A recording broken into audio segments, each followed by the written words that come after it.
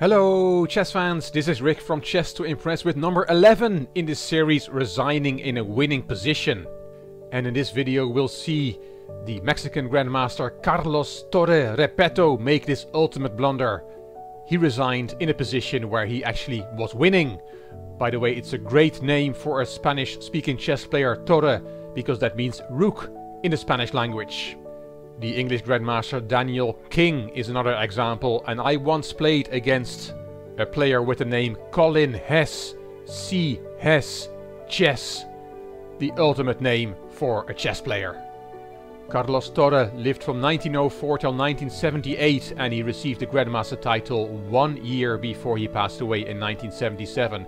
He was a top player in the 20s and 30s of the 20th century. On the 16th of September 1924, Torre gave a simultaneous display in New York, and one of his opponents was Frank E. Parker, a very strong amateur. He once beat the 4th world champion Alexander Aljochin in a simultaneous display. And he won the Marshall Chess Club Championship in New York in 1920, a very strong amateur. Not easy to play in a simultaneous display for Torre. Let's have a look at the game. Torre opened e4, so he did not go for the Torre opening, which comes on the board after d4, knight f6, knight f3, e6 and bishop g5. This is called the Torre attack, named after Carlos Torre. But he chose e4 in this game. e5 from Parker, knight f3, knight c6, bishop c4 and knight f6. Here d3 is very popular, also knight g5 to put immediate pressure on the f7 pawn is very popular, but Torre plays d4 in this game. E takes d4, Torre castled, and now knight takes e4 is a theoretical move. Black just takes 2 pawns in the opening, then rook e1 pinning the knight, then d5 to protect the knight, bishop takes d5, queen takes d5, and knight c3 is a theoretical line. Black cannot take that knight because then the queen is hanging. But Parker did not go for knight takes e4, he played bishop c5, another theoretical line. e5, hitting the knight, d5, counter-attacking the bishop. Those 2 pieces were taken. Rook e1 check, bishop interposes, knight g5. Queen d5, it all looks very spectacular, but it is all theory. Even in 1924 this was well known. Knight c3, and again you cannot take the knight because queen takes d5. The bishop cannot take back because it's pinned.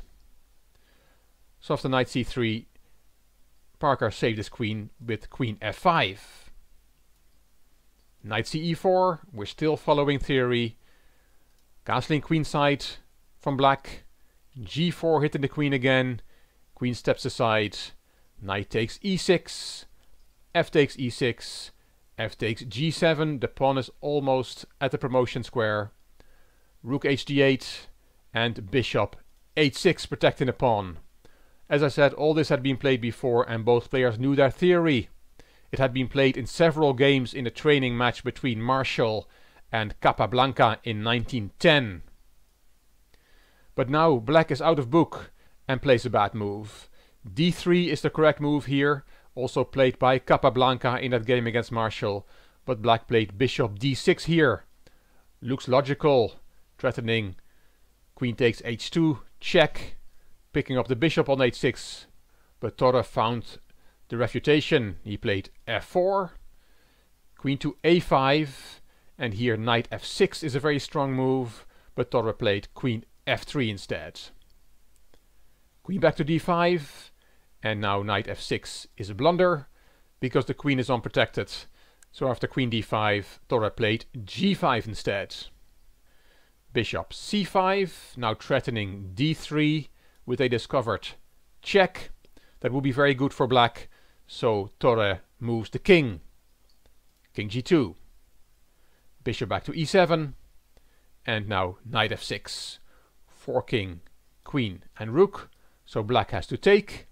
Bishop takes f6, the queens were swapped, and White takes back on f6 and has this very strong pair of connected pass pawns which are almost at the promotion square. Rook f5, hitting that pawn, and here bishop g5 is the best move, but white Torre takes on e6, protecting that pawn. Knight d8, and if the rook on e6 moves, then this pawn is lost. That dangerous pawn will come off the board. So Torre plays rook a e1, he keeps his f6 pawn protected. He sacrifices an exchange, knight takes and rook takes, and here king d7 is not possible to attack that rook because of rook e7 check, king d6, rook f7 followed by rook f8, and white wins. So after rook takes e6, black played d3. Black has to go for counterplay with his own pawns. Objectively white is winning, but the position is very sharp and complicated. Torre took on d3, c takes d3, and king f2. The king is the only piece that can stop the d-pawn from promoting. d2 from Parker, king e2, and rook d8, protecting the pawn. King d1, and now rook c5, threatening rook c1. Check, the king will have to move, and then the d-pawn promotes. White looks in big trouble, and in fact Torre resigned the game here, and did that in a winning position. It indeed does seem hopeless for white, what to do against rook c1 and promotion, and then white will get mated.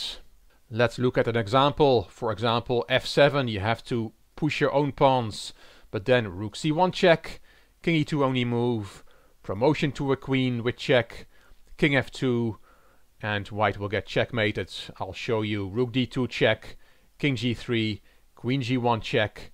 If you go to h4, then rook takes h2 is checkmate, and if you go to f3, there is queen g2 check, king e3, and this is also checkmate.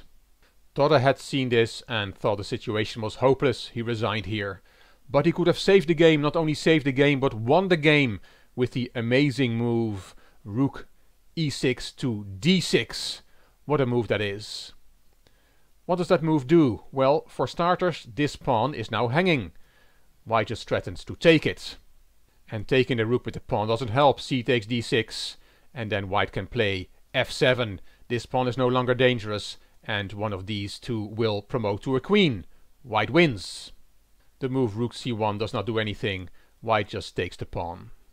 So black has to take with the rook. Rook takes d6, still threatening rook c1 and promotion, and black wins. But now it's white's turn, and because the rook has been deflected from the back rank, white can now promote.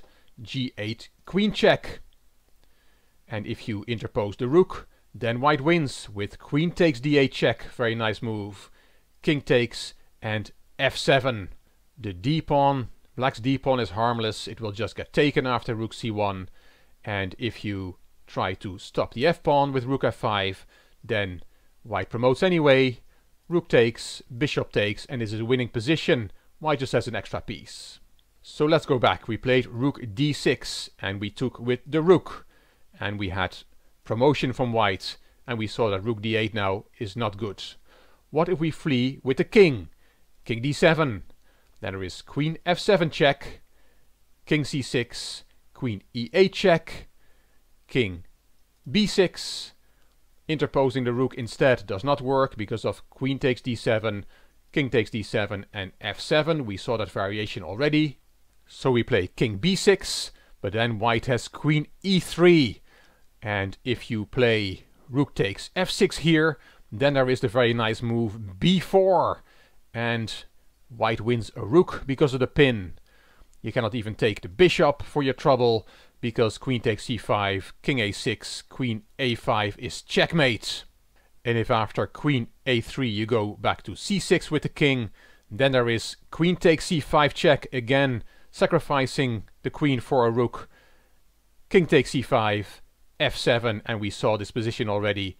Rook f6, promotion anyway, rook takes, bishop takes, and white has an extra piece and will win this game.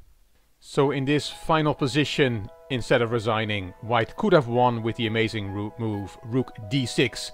Not easy to find, definitely not in a simultaneous display. Very unpleasant for Torre. Grandmasters don't like to lose games, not even in simultaneous displays, but we saw some nice variations and it's a nice story. I hope you enjoyed it, and if you did, I hope you give the video a thumbs up. Please subscribe to the Chess to Impress channel and please leave a comment. If you liked the video, it would be great if you could share it on social media by clicking the share button on YouTube. This is Rick for Chess to Impress. Thank you for watching.